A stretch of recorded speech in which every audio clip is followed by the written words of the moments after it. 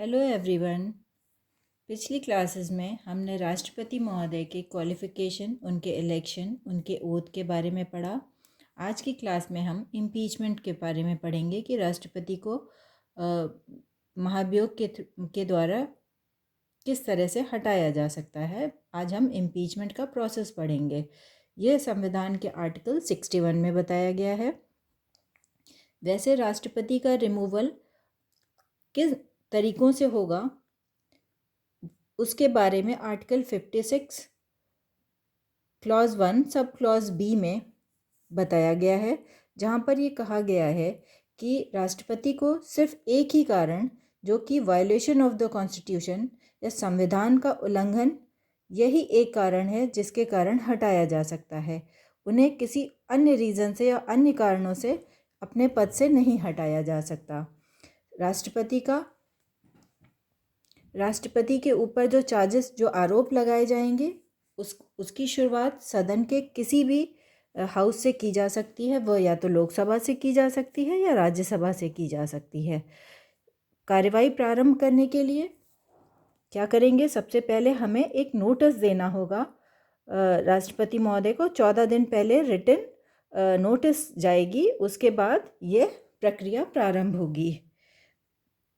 उसमें ये किसी भी हाउस में लगाया जाएगा, तो जिस हाउस में ये आरोप लगाया जाएगा राष्ट्रपति के ऊपर, अगर उस हाउस को ऐसा लगता है कि उन्होंने संविधान का उल्लंघन किया है, या लोकसभा में या राज्यसभा में, तो उसके 1/4 जितने total member of the house होंगे, उसका 1/4 मेंबर द्वारा उसको साइन होना चाहिए उस प्रक्रिया को शुरू करने के लिए। और मेजॉरिटी ऑफ द हाउस, मतलब 2/3 मेंबर ऑफ द हाउस के द्वारा उसको पास किया जाना चाहिए। और जब ये चीज़ एक हाउस से पास हो जाएगी, जैसे लोकसभा में अगर इसकी प्रक्रिया शुरू हुई और ये लोकसभा में पास हो गया, तो ये राज्यसभा में जाएगा।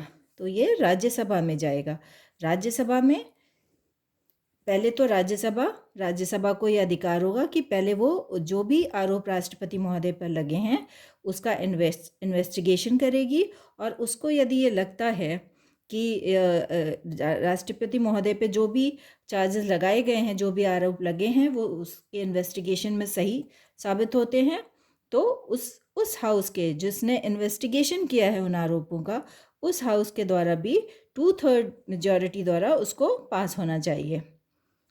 पहले फर्स्ट हाउस है जहाँ पे चार्जेस फ्रेम हुए, वहाँ पे 2/3 मेजॉरिटी से पास होने के बाद वो नेक्स्ट हाउस में आएगा। और नेक्स्ट हाउस में आने के बाद जब वो इन्वेस्टिगेशन के बाद जब सारी चीज़ें प्रूव हो जाती हैं, तो उस हाउस में 2/3 मेजॉरिटी से उसको पास होना चाहिए।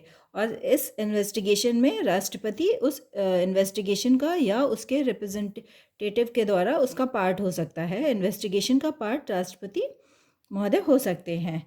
जब ये 2/3 मेजॉरिटी से पास हो जाएगा, उस दिन से, उसी डेट से राष्ट्रपति महोदय को उस पद से रिक्त माना जाएगा कि उस डेट से वो अपने पद पर नहीं बने रहेंगे। नेक्स्ट है time of the holding of election to fill vacancy in the office of president and the term of office of person elected to fill casual vacancy. ये आर्टिकल 62 में बताया गया है।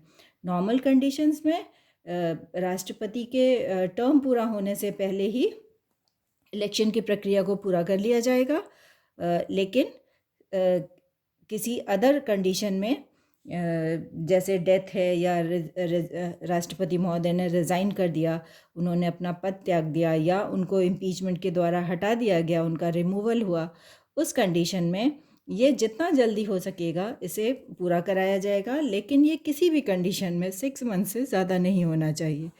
6 मंथ से ज़्यादा नहीं होना चाहिए। विदिन 6 मंथ इलेक्शन हो जाने चाहिए। इसमें जो नया व्यक्ति इलेक्ट होकर आएगा, वो नेक्स्ट 5 ईयर के लिए इलेक्ट होगा।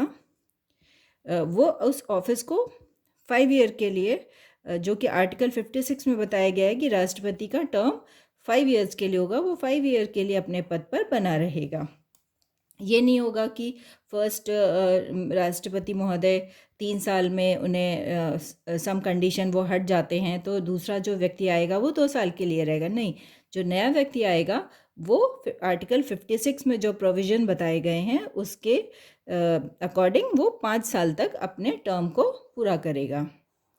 ओके फ्रेंड्स, अगर आपको मेरे वीडियो के कंटेंट पसंद आ रहे हैं और आप चाहते हैं कि मैं आपके लिए इसी तरह और अच्छे अच्छे जानकारी लेकर आऊँ तो आप मुझे बताइएगा। और आपको अगर मेरा वीडियो अच्छा लग रहा है तो प्लीज़ उसे लाइक करें, शेयर करें, सब्सक्राइब करें। Thank you.